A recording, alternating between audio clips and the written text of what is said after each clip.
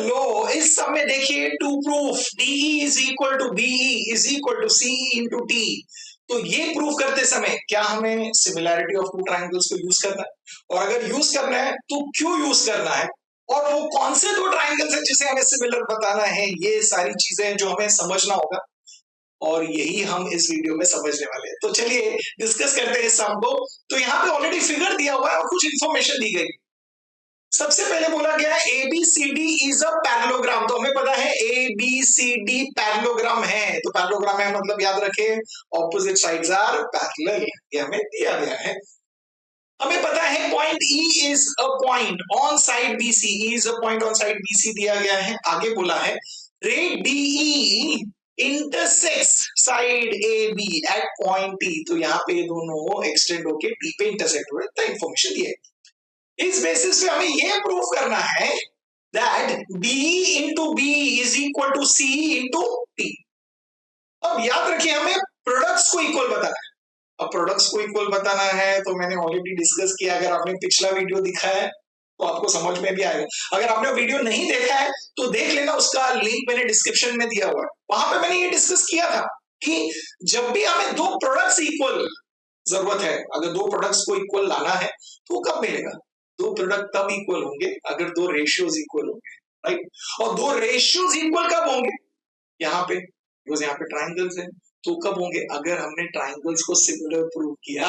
That means अगर हम similarity of two triangles use करते हैं तो हमें दो रेशियोज इक्वल मिलेंगे, और दो रेशियोज इक्वल मिलेंगे तो उसे क्रॉस मल्टीप्लाई करके हमें दो प्रोडक्ट्स इक्वल मिलेंगे। वेरी गुड, ये हम समझ गए। दैट मींस हमें सिमिलैरिटी यूज करना है, ये हमें समझ में आ गया। बट कौन से ट्राइंगल्स को यूज करना है तो वो हमें टू प्रूफ से समझेगा। जब आप टू प्रूफ को देख रहे हो, देखिए ध्यान से, D है, ओके, D देखिए यहाँ पे फिगर में, ओके, इंटू B है। जब B देख रहे हो तो B को मैं मार्क कर देता हूँ।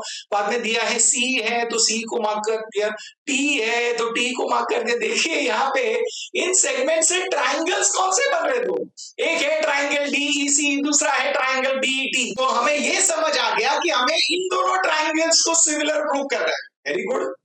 अब इन दोनों ट्राइंगल्स को सिमिलर प्रूव करना है तो आप बोलोगे इसमें कोई पेयर ऑफ एंगल है क्या जो ऑलरेडी इक्वल है?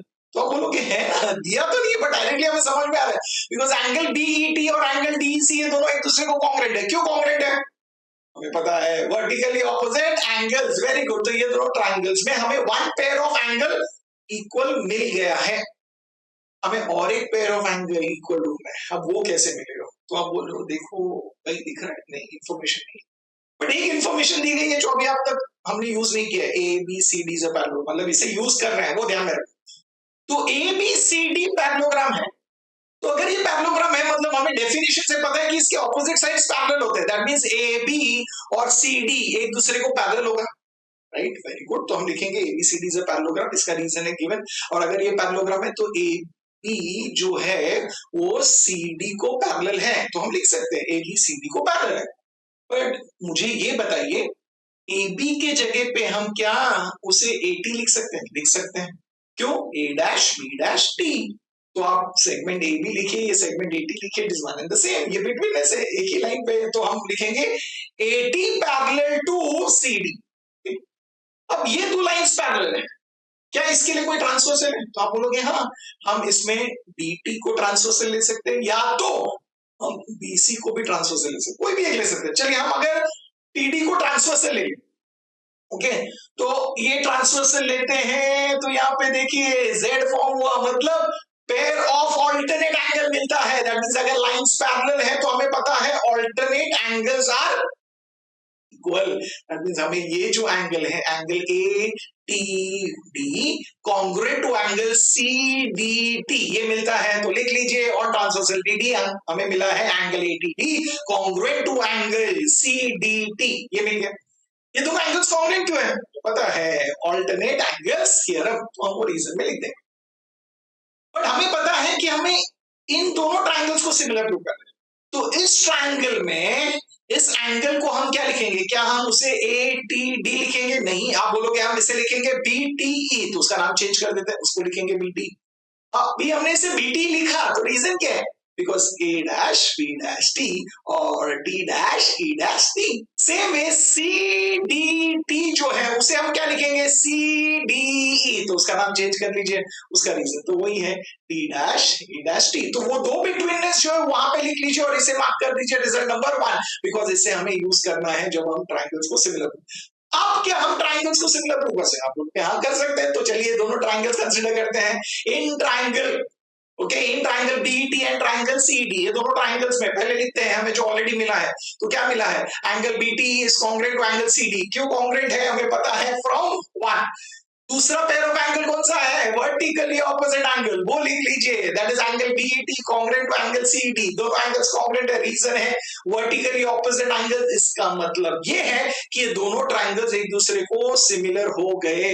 तो एक ट्राइंगल का नाम लिख लीजिए पहले, तो हमने बड़े ट्राइंगल का नाम समझे लिख दिया है बीटीई। अब दूसरे ट्राइंगल का नाम लिखते समय हमें करस्पॉन्डेंस चेक करना है, बट एंगल्स अगर कॉन्ग्रुएंट है तो करस्पॉन्डेंस बहुत इजी है, राइट। देखिए टी किसे इक्वल है, डी, सो टी के सामने क्या लिखेंगे हम, डी। ई किसे इक्वल है, ई, तो ई के सामने क्या लिखेंगे, ई। तो जाहिर सी बात है ई के सामने क्या आएगा, जो बचा हुआ है that is C, that is दूसरे ट्राइंगल का नाम होगा, that is C D E. तो लिख लीजिए, हो गया। अब ये दोनों ट्राइंगल सिमिलर क्यों है, हमें पता है by a test of similarity. हमने ट्राइंगल्स को सिमिलर प्रूव क्यों किया, बिकॉज हमें रेशियोज की जरूरत है। तो चलिए रेशियोज इक्वल लिखते हैं।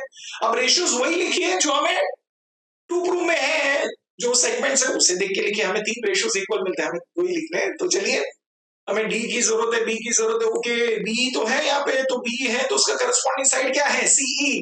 तो लिखिए बी अपॉन सीई, तो ये फर्स्ट रेशियो हमने लिख दिया। और देखिए बी और सी दोनों जरूरत है, और क्या बचा है, हमें डी और टी की जरूरत है। तो देखिए यहाँ पे टी है, तो टी का करस्पॉन्डिंग साइड क्या है, डीई। तो लिखिए टी अपॉन डीई, ये हमने लिख दिया यहाँ पे। और ये रेशियोज इक्वल क्यों है, रीजन है CSST, corresponding sides of similar triangle.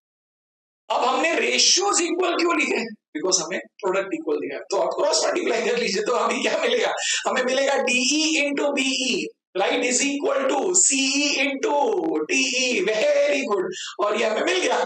Simple, क्या ये इजी था? दैट मींस हमें यहाँ पे दो प्रोडक्ट जो इक्वल बताने थे वो मिल गए, और बहुत बहुत बहुत इजी था। अब समझ में आया कि नहीं, वेरी गुड। तो आपको ये समझा है, अच्छा लगा है तो वीडियो को लाइक कीजिए, और मैं मिलूंगा आपको नेक्स्ट वीडियो में और एक बेहतरीन सम के साथ। Till then keep learning, keep smiling and keep sharing.